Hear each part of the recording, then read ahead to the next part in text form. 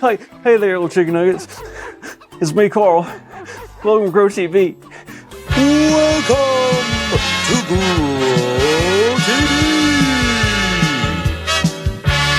Hosted by Carl. Where we have fun with our friends, talk about Jesus, and go over everything the Bible has to offer. Now once again, welcome to Grow TV. Well, hey, y'all. I'm glad you showed up because I think it's probably the worst day in history. Right after the day I found out where eggs come from. This is my last day on the farm. You heard me right. I've been running this farm for the past month, but my cousin Clee just called me and he said he's on his way home. So that means I gotta leave today, and if I'm being honest, I'm not taking this super well. I spent 30 days in this beautiful place. It's like a home. I made friends with all the animals. I know all their names and their sleep schedules. I even made up a couple secret handshakes with the ducks on the pond. But now it's all useless. I mean, what am I supposed to do with all this love in my heart? All this pent up joy that I have in my body. I've taken it and I've given it to this farm for the past month. Now what? Huh? Carl! Not a good time, Grace! Oh no, wait. Is today the day? Your last day on the farm? Sure is, and I'm an emotional wreck. Oh, Carl, I'm so sorry. That's terrible. Oh, it's fine. I'll just probably go home, shut the door, and eat chicken nuggets for the rest of my life. Oh, don't do that. You know you can still take the love you have and share it with others. You really think so? I know it. I mean, that's what Peter did. Peter, the disciple? Didn't he, deny Jesus 3 times and act like he didn't know who he was? I don't think that's the best example, Grace. Yes, Peter made some mistakes, but we all have. It's what Peter did after those bad decisions that really show you how great God is. Well, what happened? Well, Peter decided to go fishing, and a couple of other disciples went with him. But they had no luck. They didn't catch anything. Oh, well, that's a bummer. But then a man stood on the shore looking at the boat and told Peter and the disciples to cast their nets onto the other side of the boat. And when they did, they had caught so much fish, they couldn't even pull it up.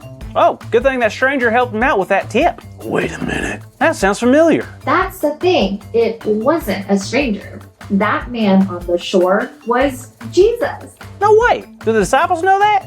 Not at first, but after they caught the fish, John looked at Peter and told him that it was Jesus.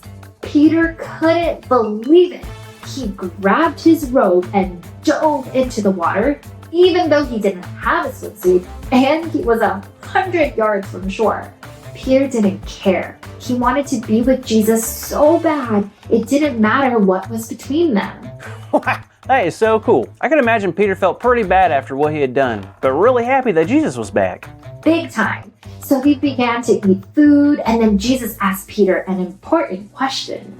Do you love me? Well, that is a fair question. Peter did abandon Jesus during the most difficult time in Jesus' life. Well, Jesus wasn't questioning Peter's love for him, and he wasn't holding a grudge or anything like that. He knows how much Peter loved him. So Jesus was actually setting Peter up for a very important job. So when Peter said, "Yes, Lord, you know that I love you," Jesus then told him, "Feed my sheep." Whoa, Jesus has sheep. He's like a farmer just like me. Not exactly.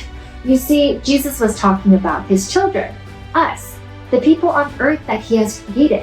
He wanted Peter to share the love of God with the people in this world. So, not really feed sheep, but more of feeding the people to know the word of God. Oh, that makes sense. So is that what we're supposed to do? You're getting it. Jesus is also telling us to feed his sheep as followers of God. We can't forget that this life isn't just for us. It's for God and for God's purpose. We were designed to worship and share God's love to all those who need it. For all who needs God's love. Isn't that everyone? It sure is. There is not one person on this planet that doesn't need God's love. So it's our job to share it with them and live lives like Jesus did.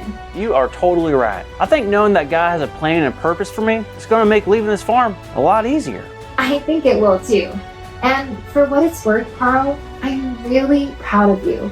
And I know you'll do even greater things once you leave the farm. Aw, you really mean that? Of course.